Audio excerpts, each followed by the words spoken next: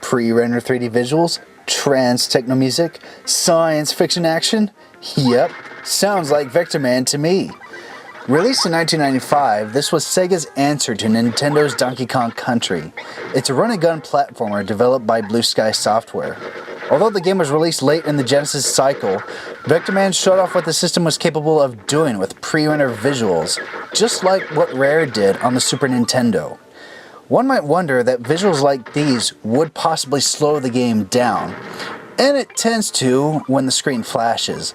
However, it's surprisingly smooth throughout, making it a worthwhile gaming experience. It's 2049 and humanity has left Orbots in charge to clean up the Earth. However, one powerful Orbot is accidentally attached to a working nuclear missile and becomes known as Warhead, who then takes control over the other Orbots. So it is up to Vectorman to put a stop to Warhead's tyrannical ways and restore peace. You will be battling through 16 levels total.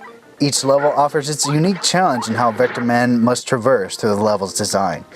There may be a few levels that won't offer much diversity in their design, which can be a bit disappointing since the developers obviously put in a lot of effort in the game's pre-rendered visuals. Some enemies may not vary throughout, but they prove to be quite tough and will keep you plenty on your toes.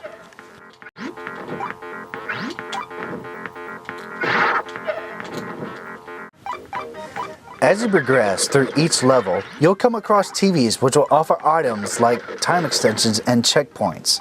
More so, they will offer power-ups like stronger weapons to take on enemies more efficiently, and morphing Vectorman into objects that will help him gain access to secret areas.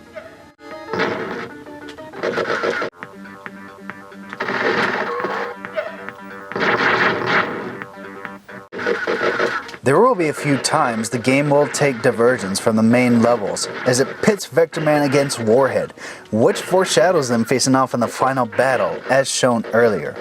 These little diversions are a nice break since it keeps the experience fresh before jumping back into the main game.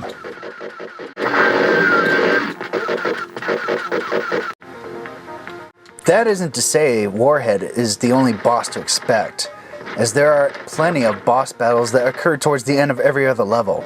Few of them won't offer much of a challenge, but there will be some forcing you to memorize their attack patterns upon dying. It may seem like a cheap effort to progress through the game, but those that offer some challenge will leave you very little room for error. Fortunately, these boss battles don't take long to conquer.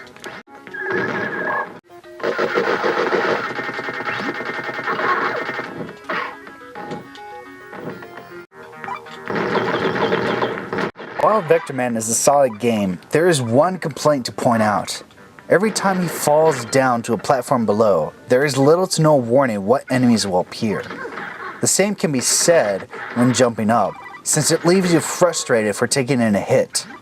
But it's even more frustrating if you are down on your very last health dot and die, taking you back to the last checkpoint or at the very beginning of the level.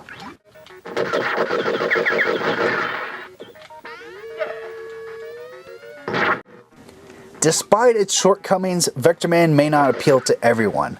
While others may flock to Donkey Kong Country for its breathtaking pre-rendered visuals, those that stick with Vectorman may find some fun out of it for its run-and-gun gameplay.